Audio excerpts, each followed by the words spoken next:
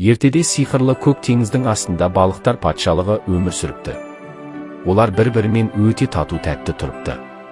Достықтарының, еңбексүйгіштіктерінің арқасында басқа патшалықтарға да үлгі болыпты. Барлық патшалық балықтар патшалығына қызыға қарапты. Өйткені балықтар күндіз тынымсыз еңбек етіп, кешке көңілді сауық сайран құрады екен. Олар теңіз бетіне шығып, әртүрлі іс-қимылдар арқылы бидің түрлі тәсілдерін көрсетіпті. Би ырғағымен әртүрлі әуендер салыпты. Сол әдетпен тағы да балықтар теңіз бетіне шығып, ән салып, би билеп думандатады. Оны естіген қобыжық теңізге келіп, шат-шадыманға бөленіп жүрген балықтарға тап беріпті. Көптеген балықтар қобыжықтың құрбаны болыпты.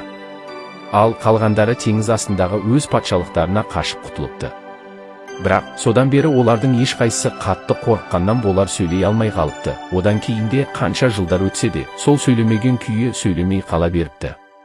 Бірақ балықтар сөйлемесе де бір-бірімен қанаттарының, құйрықтарының, желбезектерінің көмегімен түсінісетін болыпты.